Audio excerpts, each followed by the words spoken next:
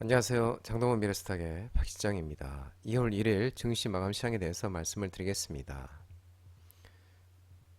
코스피는 2542.46포인트 1.82% 상승 마감했는데요.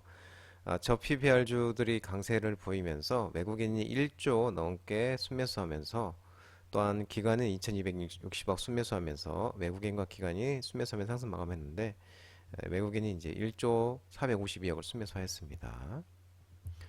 코스닥은 798.73포인트 0.06% 하락 마감했습니다. 2차 전지들이 반등을 보였지만 기관이 1678하고 순매도하면서 하락 마감한 모습이었습니다. 외국인은 1313억을 순매수하였고요.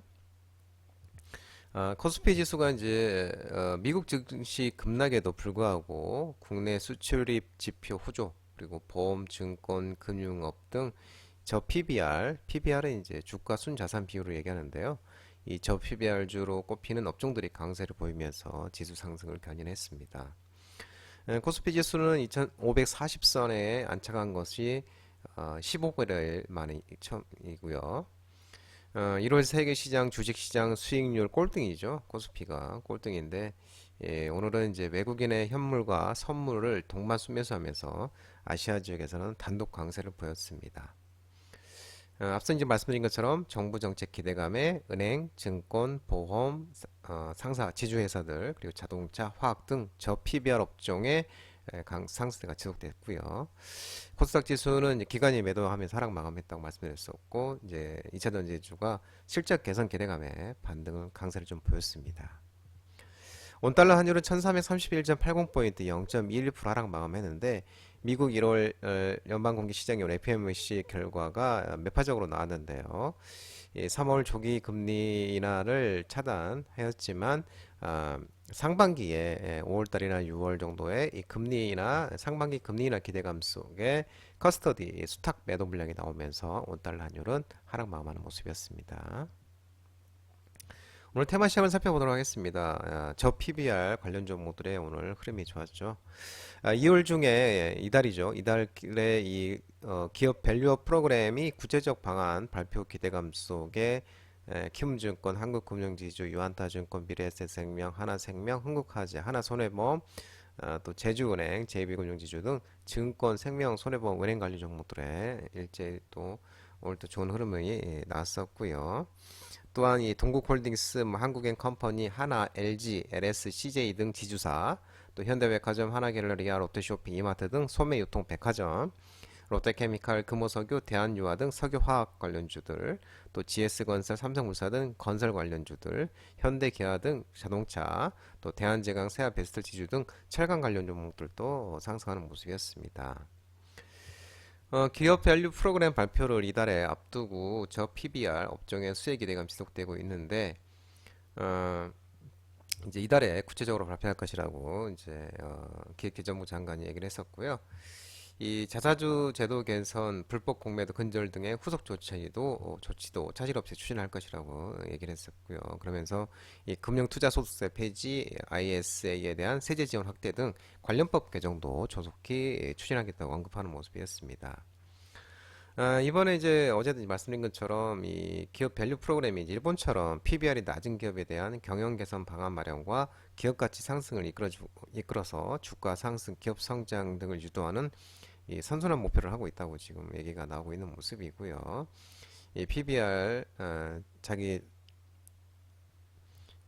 PBR 그리고 그 자기 자본 이익률 ROE 등 이 상장사 투자 지표를 업종 시가총액별로 공시하고 기업 가치 개선 계획 공표를 공고하는 것이 포함된 것으로 알려지고 있고요. 이제 국내 상장사 중에 이제 주가 순자산 비율 PBR이 이제 1배를 밑도는 곳이 1,100개가 넘는 것으로 전해지고 있습니다.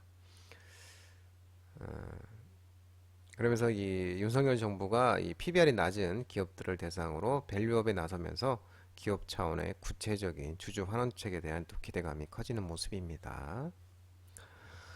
유헬스케어 원격 진료 관련 종목들이 오전에 흐름이 좋았는데 차익 실현이 좀 나오는 모습이었고요. 비대면 진료 제한법 개정 추진 기대감이 지속되면서 비트컴퓨터, 인피니트 헬스케어, 유비케어, 케어랍스 인상 정모 등 유헬스케어 원격 진료 하는 종목들에 반등이 있었는데 오전에 차익실이 좀 나왔습니다.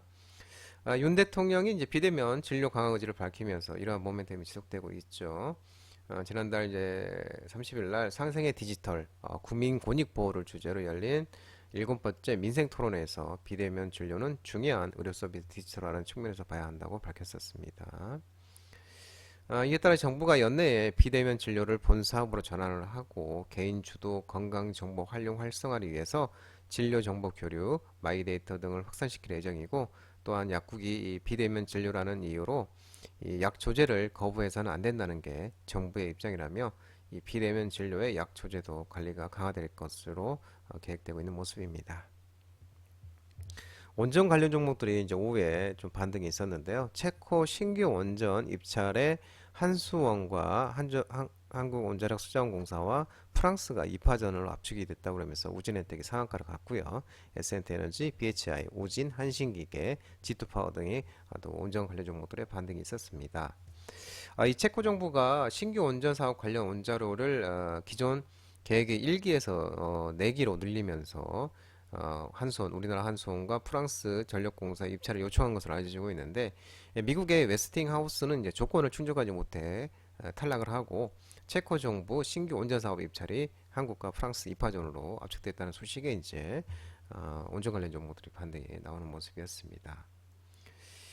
또 산업자원통상부가 또 오늘 그 간담회에서 또 SK GS에너지는 대기업과 우진, 삼원기계, 클레드 코리아 등 중소 중견기업 대표들이 참석하여서 소형 모듈 원전 SML에 대해서 전망과 계획을 또 공유를 했고요.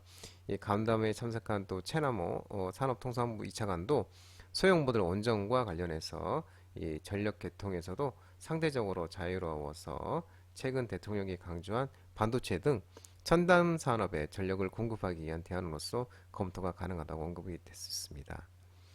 민간이 참여하는 SMR 사업화 전략을 올해 중에 수립해 추진해 나가겠다면서 이 국내 제작업체들의 역량 강화를 통해서 우리나라가 글로벌 SMR 소형 모듈 원전 이 파운드리 제작 거점으로 도약하기 위한 혁신적인 제조 기술 등의 개발도 지원할 것이라고 언급을 했었고요.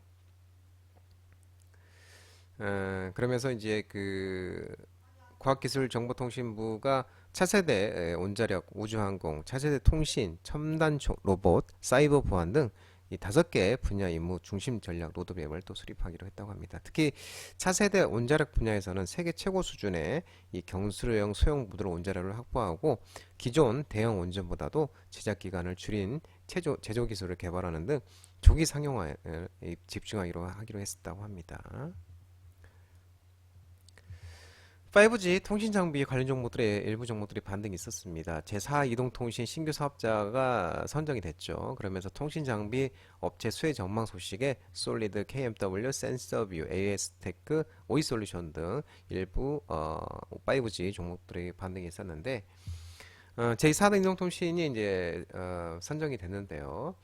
이 규모를 좀 예측하기는 어렵지만 어쨌든 매출처가 생겨나는 것이기 때문에 이 통신 장비 업체는 이제 사실상 호재라고 이렇게 언급하고 있는 모습이 있고요. 이 현실적인 투자 방안이 이제 스몰셀 투자와 더불어서 통신 3사망을 빌리는 방안이 될 수 있는데 최근 이제 기지국 출력이 6년 전 대비 5배 이상 높아진 상황이지만 여전히 28GHz 대역은 커버리지가 협소해서 작은 기지국이 합리적이면서 스몰셀의 가격적인 메리트가 큰 상황이라고 이렇게 밝혔습니다. 그러면서 이 제4동 이동통신 사업자의 경우 스몰셀을 보다 적극적으로 활용할 가능성이 있다고 분석되는 모습이었습니다. 또 과기부도 또 방금 이제 국가전력기술 특기를 개최를 하면서 이 원자력, 우주항공, 해양, 차세대 통신, 첨단 로봇, 사이버 보안 등 5개 분야의 중심 전략 로드맵을 수립 의결하면서 이 과기정통부는 표준 특허 선점을 통한 6G 세계 시장 선도를 목표로 설정하고 6G 실현에 기반이 되는 5G 고도와 고효율 핵심 부품 개발 등에 나설 예정이라고 합니다. 저가 항공사 관련 종목들의 종목이 좀 반등이 있었는데요. 오전에 대한항공과 아시아나항공 합병에 대해서 일본이 이제 승인을 했습니다. 그러면서 대한항공, 아시아나항공홀딩스, AK홀딩스, TA홀딩스, 한진칼 등 일부 이제 항공 LCC 관련 종목들이 반등이 있었는데 또 그 아시아나 IDT 그리고 또 한진그룹 계열사 종합물류업체 한진도 시장에서 부각되는 모습이었고요. 일본이 이제 대한항공과 아시아나항공의 이제 기업 결합을 승인을 했습니다. 그러면서 이제 유럽 연합과 EU 그리고 미국을 제외한 12개국에서 승인이 이제 완료됐습니다. 어, 대한항공은 이번 이제 일본 경제 당국의 승인을 기점으로 EU, 유럽과 미국 경쟁 당국과의 협의에 박차를 가해서 조속한 시일 내에 이제 기업 결합 심사 절차를 마무리하겠다는 계획이 있고요. 또 EU는 이제 2월 14일 전에 이제 심사 결과를 발표할 예정을 합니다. 유럽은 참고하시면 될 것 같습니다. 리튬 관련 종목들이 이제 하라 그랬는데요. 중국 양대 리튬 업체가 작년에 순이익이 급감 소식이 나오면서 일부 관련 종목들이 하라 그랬습니다. 리튬 파워, 사이드로 리튬, 시오린 에너지 등 리튬 관련 종목들이 하라 그랬는데 중국 1, 2 간평 리튬, 2 텐지 리튬이 전기차 수요 감소로 작년에 순이익이 전년 대비 약 70% 감소한 것으로 전해지고 있는데요. 그러면서 이제 이들 기업이 그 리튬 배터리 수요 증가율이 둔화하고 올려인 리튬형 가격 하락폭이 이전과 비교할 때 크지 않을 뿐더러 전기차 수요가 주춤하면서 리튬 배터리 재고가 늘어나면서 순이익 감소로 이어졌다는 입장을 밝혔습니다. 그래서 아울러 또 올해와 내년에도 리튬 생산 과잉이 예상되고 있고 리튬 가격 추가 하락은 좀 불가피할 것으로 전망하고 있다고 이렇게 전해지고 있는 모습입니다. 장동원 미래스탁 전화번호는 166-3797이고요. 끝으로 장동원 대표 유튜브 채널 구독과 좋아요 많이 부탁드리고 알림 설정도 꼭 해두시기 바랍니다. 유튜브 채널에 보면 공유가 있습니다. 공유, 소개 링크 많이 부탁드리고요.